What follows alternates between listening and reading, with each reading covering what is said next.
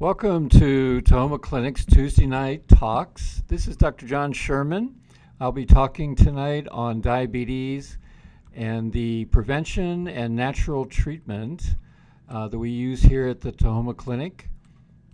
This is actually a re-recording of a presentation that I gave on October 26th at Tahoma Clinic.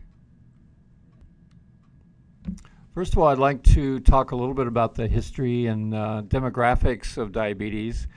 Tonight we're mainly going to be talking about diabetes as type 2 form.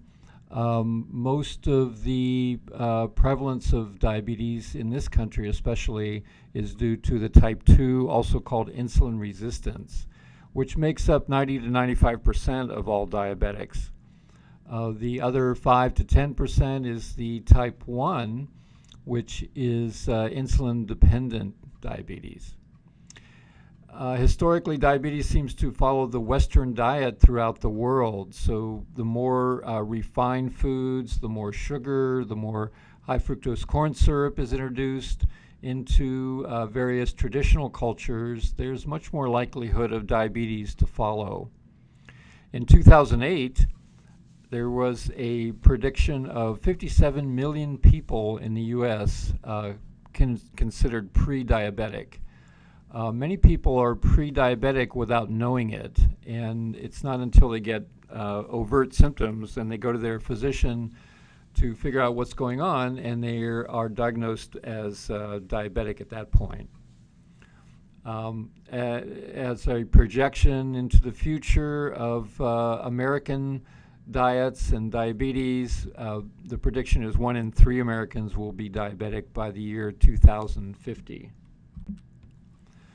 Other interesting things with diabetes, diabetes is the #1 cause of blindness, the #1 cause of kidney failure, and also the #1 cause of amputations, especially lower limb amputations. Traditionally, diabetes has been diagnosed using a fasting glucose sample.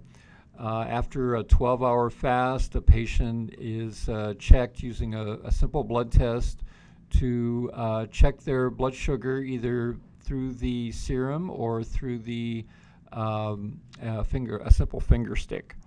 Another diagnostic method would be to check after a meal or after a measured sugar load to determine how well the blood glucose is being metabolized. And if after 2 hours the blood sugar is over 200, that is also considered a sign of diabetes. Many doctors now are switching to a test called a hemoglobin A1C, which monitors the blood sugar over a 3 to 4 month period. And it's a great way to really monitor what a diabetic is doing with their diet and what their carbohydrate load is. Typically, many physicians like to keep their diabetic patients under 7.0% of the hemoglobin A1C. The reference range is actually 4 to 6. As naturopaths, we try to keep that at least around 5.5 or less. Prediabetes is one of the conditions that we really try to screen people for because it influences so many other biochemical pathways. And we'll be talking more about different ways to determine if a person is pre-diabetic or not. And interestingly, most people know about the type 1 and the type 2 diabetes, but now there's a new type called a 1.5, which is a combination of insulin resistance and an autoimmune diabetic problem. Typical signs and symptoms. The classic symptom picture has been polydipsia, polyuria, and polyphagia, which is a sign of type 1 diabetes in which there's very little insulin produced and the blood sugar gets quite high. And what that does is create increased thirst, increased urination, and also increased eating. Another sign that often shows improper blood sugar handling is the increased serum fats that occur, especially triglycerides. So as the blood glucose goes up over time, the body will try and store that excess glucose in the form of low-density fats, including triglycerides. 3 studies found that people that have increased skin tags are at 80% risk for developing type 2 diabetes. And typically for many people, sugar and carb cravings will be a sign that their blood sugar may be going up and down quite a bit and influencing their food choices.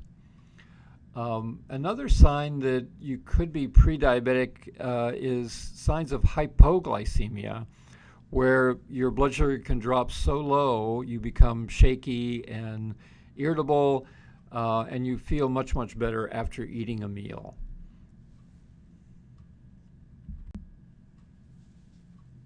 Another question that I ask people is what time they get up at night, and if they're hungry or if they go searching to the refrigerator for food.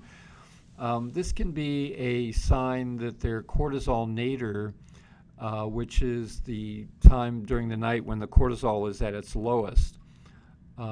This can create can actually wake the person and cause them to go looking for food because their blood sugar has dropped so low.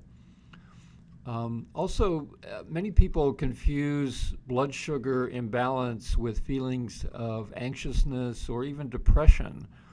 So it may not be necessarily a neurotransmitter problem, but a simple blood sugar imbalance.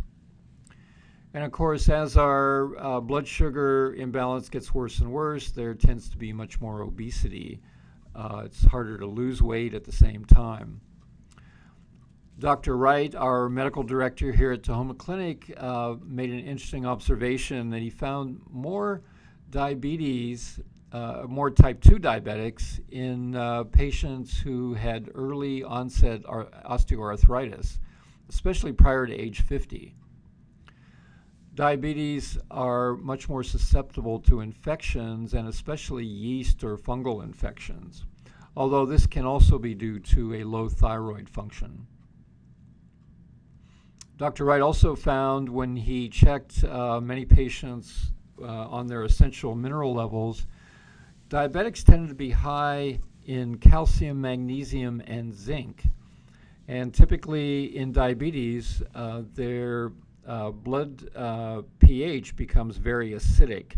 So the body pulls out calcium, magnesium, and zinc out of the tissues, out of the bones, to help alkalinize the bloodstream.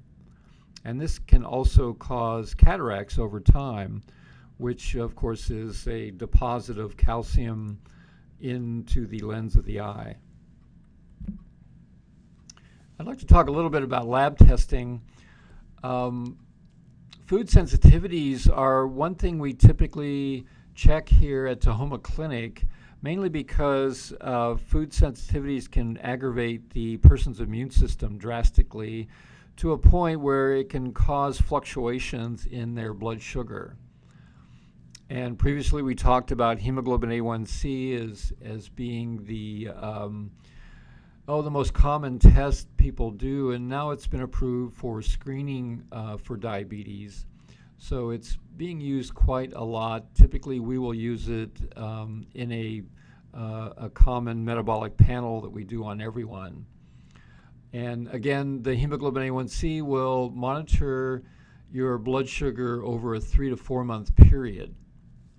For shorter term monitoring of blood sugar, or for looking for changes in short-term diet changes, the test called fructosamine is used, and this can be also useful in pregnancy. So instead of waiting 3 to 4 months to recheck, you can recheck your fructosamine in 2 to 3 weeks. Another panel that we typically do is your serum fats, which includes cholesterol, triglycerides, LDL, and the so-called good cholesterol, HDL. One of the tests that makes us unique here at Tahoma Clinic is we typically will use the glucose insulin tolerance test. And most people are aware of the glucose tolerance testing, which became popular in the 70s and 80s.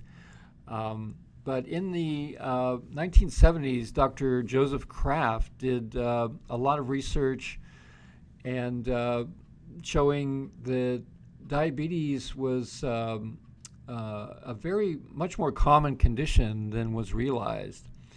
In this particular study, he was referred 3,600 people that were suspected of having insulin resistance. And based on the conventional glucose readings, 1,900 of those, approximately half were found to be fitting the diabetic range. Of those 3,600, 1,700 were found to be negative based on just their glucose readings. However,